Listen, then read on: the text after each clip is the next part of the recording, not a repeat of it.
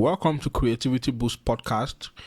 Today, it's my pleasure to bring before you Michael Foreman, who is an expert when it comes to networking.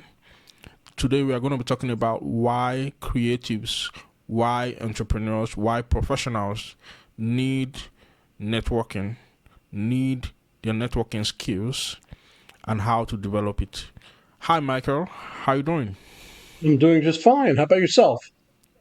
I'm doing okay. Thank you so much for coming on the show. Do you want to tell us a bit about yourself before we get right into it?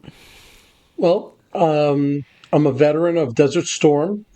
I have been through owning my own business, pizzerias, restaurants, that type of thing. I've been in the mortgage industry, title industry, the law profession as a sales director, and everything that I do involves networking. Why did you consider networking as something that is so important that you ingrained it into everything that you do? Well, because everybody needs it. Everybody. I don't, whether it's just Why? a, Why do everybody need it? Okay, well, because people forgot how to communicate with one another. And I Hmm. found that since the pandemic, um, people just lost it. They forgot how to communicate with the other person sitting down right in front of them. And you know what the Hmm. biggest problem is? And here it is: the cell phone. The Hmm. cell phone, because no matter who you are, what you're doing, you that cell phone is out. And whether it's put down on the desk or put in your pocket, as long as you can hear it or see a light flicker or something, that takes away from you being present at whatever you're doing with your client or networking event or something. It means that you don't have the other person's full focus, and they're going to treat you that way. Hmm. Wow, that's remarkable. So, why did that, despite the importance that you have stated about networking, yet it's not talked about enough in my own estimation, and most people don't even care about the concept of networking. They don't care that they don't have networking skills, and some people just do it, randomly, without intentionality. Why is that so? Well, you hit the nail right on the head. Okay, they do it randomly. You have to put networking into your calendar and do it Hmm. every single week, every other week, but somewhere so it's consistent. And consistency is the key. Okay, because the first networking event you go to, and I'll go through everything right from when you first meet the person to building a rapport to follow up. Um, the first thing you'll need to do is consistency, and the Hmm. consistency, it will look, the first time you go, you're not going to do well. You're just not. Okay. You're going to fumble over your words, forget what you have to talk about. You're going to talk too much.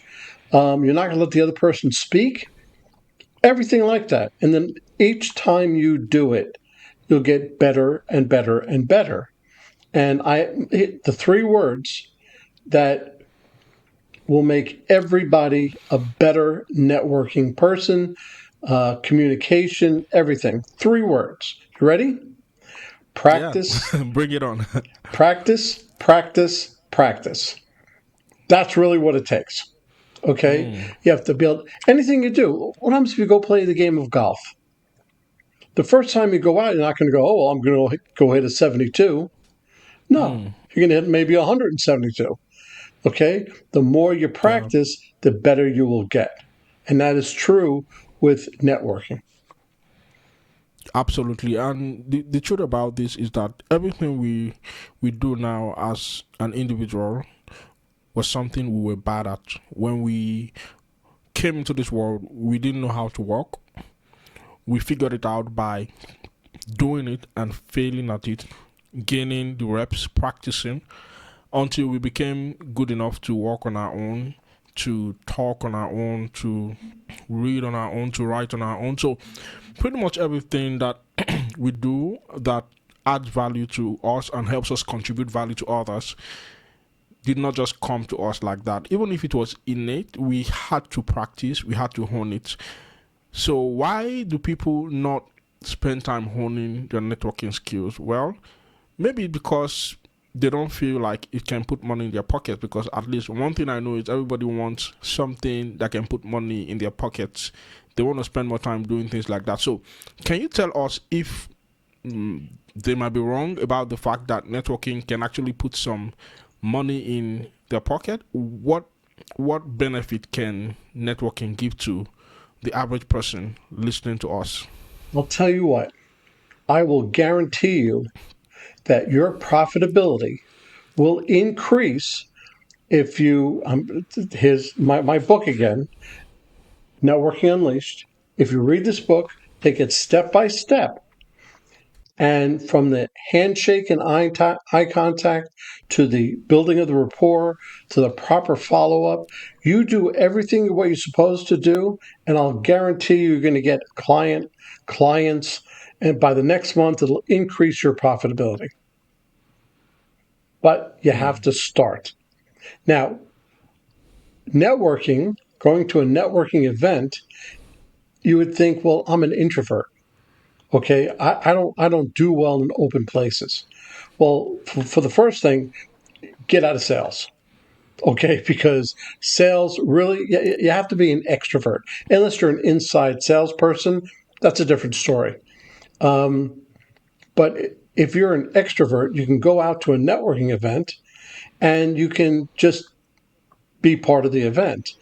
The worst thing you can do, the number one thing I'll say for every new salesperson, don't talk. Okay? You start talking, you talk too much. Let the other person talk. Let them find out about themselves, find about yourself or themselves. Um, you can see whether or not they're talking about their children, their grandchildren, they're talking about art, they're talking about music, whatever it is, find that level and just talk with them about that, not business. Okay? The number one thing you have to remember is that you're there not to talk about business. You think a networking event, oh my goodness, I have to talk about me, me, me, me. The number one thing is you have to talk with them. And, after talking with them and you see it's a good fit, you say, you know what? How can I be a good salesperson for you? How can I refer business to you what's the best way? So here you are, you're not trying to sell anything, you're not trying to promote anything, you're trying to see how you can be the best salesperson for the other person. And that will immediately start to build. Okay. Now, when we talk about networking, I believe creativity comes into the mix because creativity is a concept that we all, need to bring out to be able to achieve anything we want to achieve in life. If you want to create an experience, you need creativity. If you want to create an outcome, whatever the outcome is, whether it's an outcome of getting more money, getting more sales, getting more clients, getting more friends, getting more business, getting better at something, getting better at your job, creativity is something that is required. So, what is the difference between networking with creativity and networking without creativity, in your opinion? Well, okay, let me bring you back a few years to my mortgage days. And where I come from in New York, there was 1,000 realtors. 1,000 realtors, and every mortgage person was out for their business. So, what is one creative way that you can get the attention of the realtor when there are 1,000 other people trying to do that? Well, got a shot glass and I put it in a box and I sent it to them. When they opened it, all it said was, just give me a shot.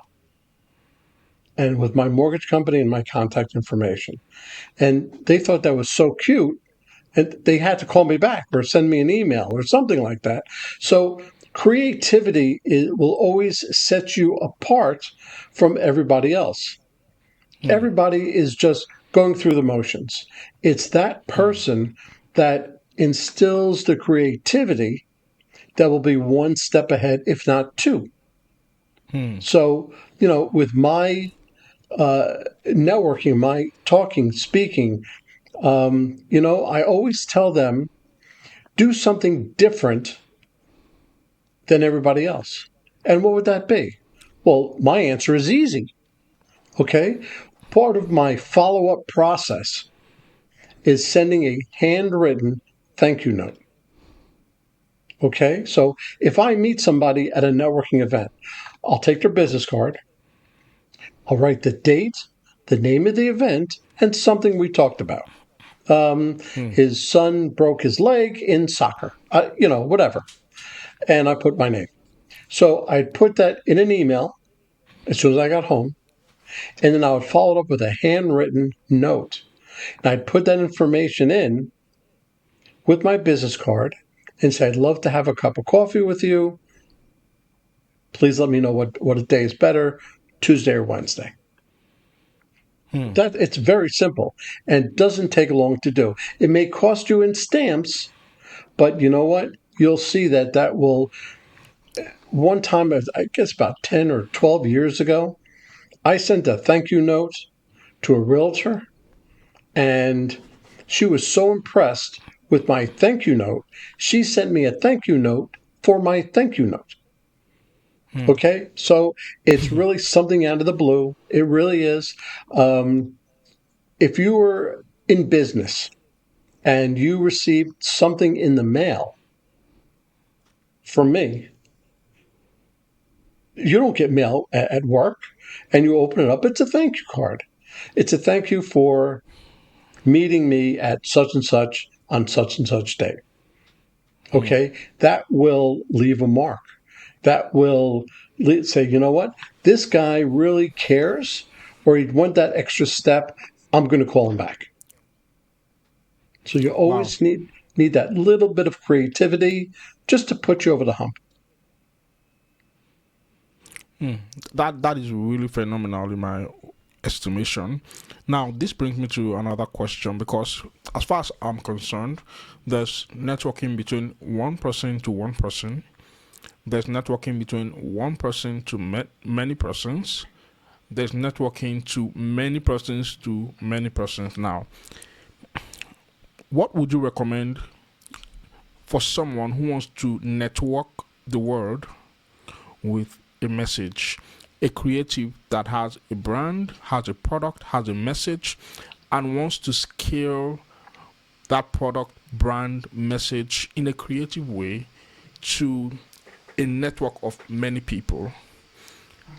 What would be your best three, suggestions or recommendation for that person? Well, do you ever hear of the 30-second elevator speech?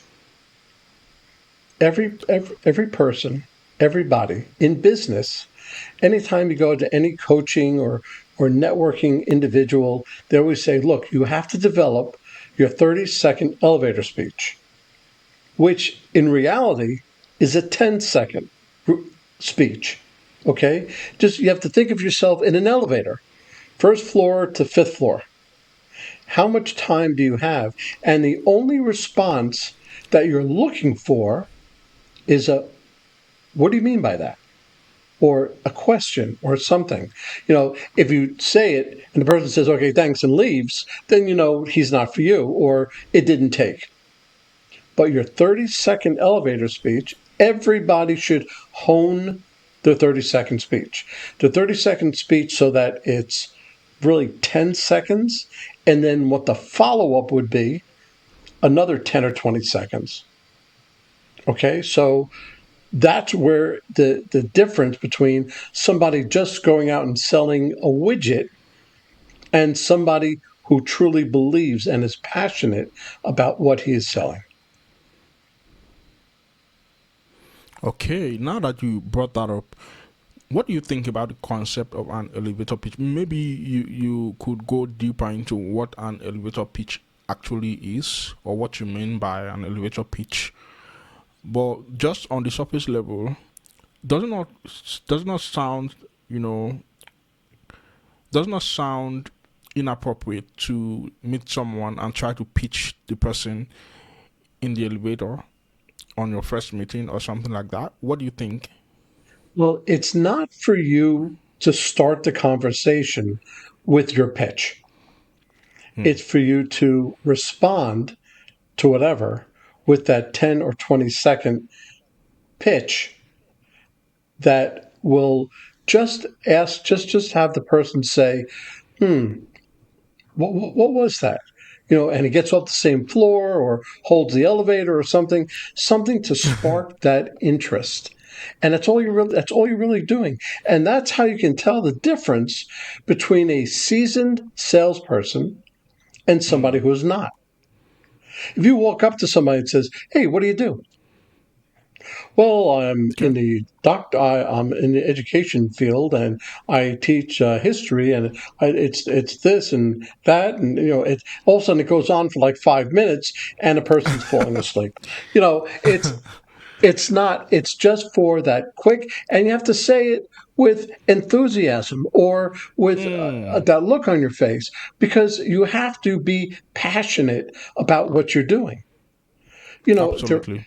there are many salespeople that are not passionate, they're just there to sell whatever they're selling. You know what? I'm not interested in those people. I don't want those people on my staff. Okay. Hmm. I want somebody who says, "Well, what do you do?" Well, listen, this is what I do, and go into it. So it's that exuberance, that passion that you have that will really bring everything out and will cause that other person to ask another question.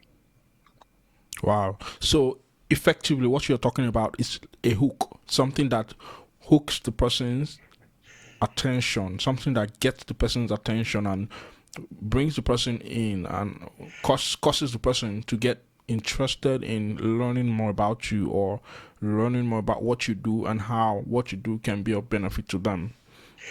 Absolutely, absolutely. And if anything, and look, everybody's in a rush. Hmm. Look, you want to get out of that elevator and go to wherever you're going. Okay. Say if that's where you offer your business card and say, can I have your business card? I'd love to speak to you more about what I do and what you do. And he'll turn around and say, "Well, you want to know what I want to do? What I do? Yeah, that's just as important as me trying to sell you. I want to be your best sales rep. I want to be able to refer you. So we'll go over that. We'll have a great discussion. We'll do it over a cup of coffee, and we'll be relaxed and let matters take hand." All right. Now that brings me to another question because one of the tools for building a network, whether between one person to one person or one person to many persons or many persons to many persons, is communication. And you can correct me if I'm wrong, but I believe that communication is a very necessary and fundamental tool for effective networking. So, my question goes this way: what if there's a communication gap or a communication barrier for someone who wants to, develop a network, build his networking skills, or build a rapport, whether in an organization? Okay, let me limit it to an organization. Within an organizational setting, how would you recommend that person to effectively network despite having those communication gaps? Well, you can replace the word networking with communication. That's how important communication is. Okay. But Hmm. communication is us being able to sit down and tell each other what we are about, what we are selling, what we're looking to receive, anything like that. If there is a communication gap, and say there's a language gap, okay, Hmm. it's Yeah, not going yeah, they go it's not hand in hand. it's not going to go very far. Hmm. One or the other will have to make the step and learn the language You know, if I was going to go to a doctor and I sold something that has to do with the heart, but I didn't know anything about what makes the heart work or what goes in or out of the heart or anything that makes that up. So as soon as the doctor asked me one question, I'd be at a loss.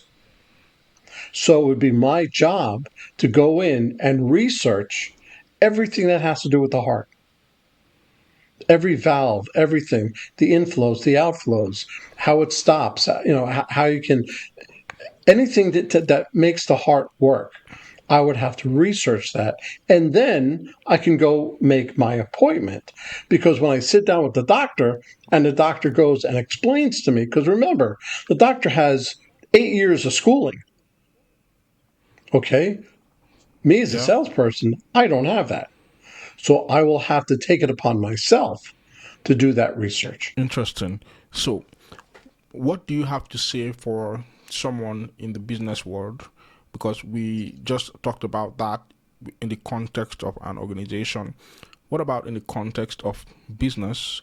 An entrepreneur who finds himself in a landscape, in a domain, whether it's a physical domain, a geographic domain, or a business domain, but the person is an entrepreneur trying to do business, trying to go on a venture, on a business venture, and has a challenge with communication.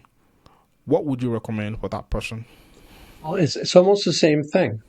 Whether it's geographically or just in the business world, you have to learn about that world, learn about that Hmm. geographic spot. You have to learn all of it so you can at least be knowledgeable in that arena or area. Okay, if it's geographic, you have to learn about the landscape. You have to learn about the everybody that's living there, the ins and outs of everybody. Okay, so it's up to you as a salesperson. If you don't want to do the work that goes into selling your product to anybody in this general region, let's say that I have a widget and it's only good for people in Idaho. Okay, so Okay. I have to learn everything there is to know about Idaho, not just what my widget can do, because my widget Hmm. works wonders. It can do anything and everything. Well, how are they now? They're going to say to me, well, how does that help me? Yeah. So, what do I have to do? I have to learn everything there is to know about Idaho, about the people of Idaho, their beliefs, their everything, so that I can say, well, this will help that and this and that, and it'll help you do that. It'll help you with everything. So, and I can't do that until I learn how to do it. Wow, that's really phenomenal because a lot of people don't make the effort to learn about the people that they're trying to network with, that they're trying to connect with. Because I believe networking is basically finding common grounds. And in order to find common grounds, you need to know about the different grounds that there are before you can even find the commonality. So I think that is really profound. Now, there's a question that also comes to mind because the concept of networking, if you were to go by how the word is spelled, a net and a work, so what the picture that paints in my mind is that with a net you can catch big fishes, you can catch a lot of fishes, as against doing it with a hook, line, and sinker, where you only get to catch small fishes one at a time. Do you think that applies to networking the way I have it in my head? What do you think, and how is that beneficial to individuals who have ideas, who have dreams, who have, you know, skills that they would like to turn into cash flow? Well, for one thing, if you're a salesperson and you're not willing to put any of the work into it, if you're not willing to learn about who it is that you're selling to, then you know what? Time for you to get out of sales. Okay. Well, like anything else, sales takes a lot of work. And your net analogy, to go out there and encompass everybody. Well, the question is, how fine is that net? Is it like an aquarium net, or is it a big fishing net with really gaping holes in it? Well, because if it's that really big Yeah, net that has the gaping holes in it, when you start to bring it yeah, all up, you're going to let the little fishes through. And with yeah. the aquarium, that's where it's a finer net. So you have to really see, so you have to really think about who you're going after, who your prime target is. So, when I go out and I look for conferences or speeches or things like that, I know the general area in which the people have conferences. The mortgage people, real estate, insurance, the financial, they all have major conferences, and I can speak to a lot. Okay. But that's not catching everybody. That's letting the little guys slip through the net. Okay. So when I do the workshops and things like that in individual clients in the building, well, now I just reduce that net and smaller just for them. And there's an analogy that was told to me by another podcaster, by the way. He said, marketing is senior to sales. A salesperson will go out and catch butterflies. He'll run after all the butterflies. He'll have one, maybe two in a day. He'll catch one butterfly and he'll go Hmm. back to his place and put the butterfly away. But what does marketing do? Marketing goes out and it catches all the butterflies and has them float all around their garden. And the only Hmm. job for a salesperson is to keep those butterflies in the garden. Hmm. So it really depends on your point of view. Wow, that's really, really mind blowing. So I want us to go back to your book. What is your best chapter in your book? Can you tell us about it and why that is your best chapter in your book? Well, Networking Unleashed, yeah. the best thing about the book is really the best thing within networking. Okay. It's the follow up. Okay. I can do an entire workshop just on the follow up of a client. Okay. Hmm. Because if you don't do the follow up correctly, you might as well not even have gone to the networking event in the first place because nobody answers the first or second time you talk to them. Hmm. It takes 8 touches, 8 communications before they will respond to you. Hmm. So if you die out the first, second, or third time, if you stop calling or stop, it doesn't matter. You might as well not have gone. But if you do that, if you follow the rules, follow the book, and you email them, then do that handwritten uh, thank you card, email them again in 3 days, email them in 3 days, email them 3 days, email them, or call them, or send anything. So if after the first week and a half or 2 weeks and you haven't gotten any response, that means that it's really a no go. Okay. So you don't delete them out of your CRM. You just put them onto a 6 month drip campaign. Okay. You never throw them out. You never throw out your cards or throw out your names and numbers. Okay. Because you don't know if that person in 6 months or 8 months may turn around and need you. And all you're doing is keeping your name and the image of you in their minds. Okay, so if you were to give an advice to your younger self, the man, the Michael Foreman of 25 years ago or 30 years ago, what would that advice be? I'd still be 30 years old. Okay. So um, I would focus more heavily on the networking aspect. 30 Hmm. years ago, I did the networking, but I didn't follow through with everything that I talk about in the book. I learned through hard knocks. I learned how to do all of this. And eventually, I got it. I got my system. Okay, but 30 years ago, no, I went to seminars, I went to everything else, and the same as when I give a speech and I have these 10 things that people should follow and what they should do when they network, I say don't concentrate on those 10 things. Take two of Mm. the items that I just talked about and follow through with them. Because here's how it usually goes. Here's a networking seminar, and you're all eager. Say, "Oh, I'm going to do everything that Michael said." Okay, and by the end of the week, oh, I'm going to do everything that Michael said, but I can't do these two things. So it's 8 things now, and by Monday, the following week, it's down to 5 things. And then 3 things. And by that following Friday, there's two items that you're going to remember that you're going to follow through with. So I'm just saving you the time.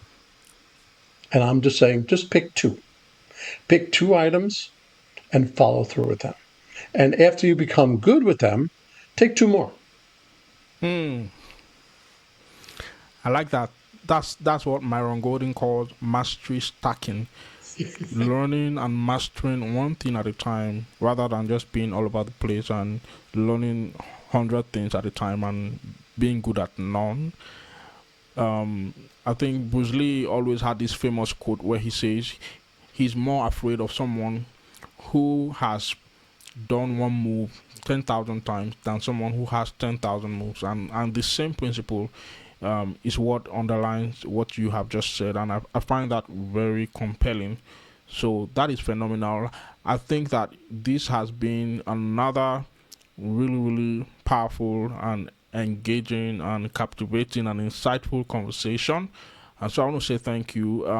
I don't know if you have any final thoughts that you would like to say to someone who is probably lying on their bed and listening to this, or riding on a car and listening to this, or on a gym, on a treadmill, or on a bike. What would be your final words that you'd like to leave with that person right now? My final words are very easy. Okay? Get into the networking arena. Okay? Put it on your calendar. I would go to a networking event this week. Maybe not next Mm. week, but the week after. Okay? But every other week, go to a new networking event. Now, the first time you go, it's like I said, it's not going to be good. Okay, you're going to mess this up.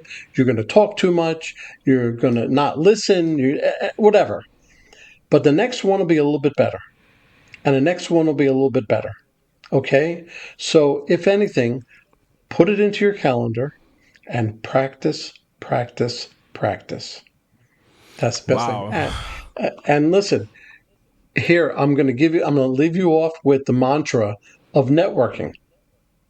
If they know you, like you, and trust you, they're going to do business with you.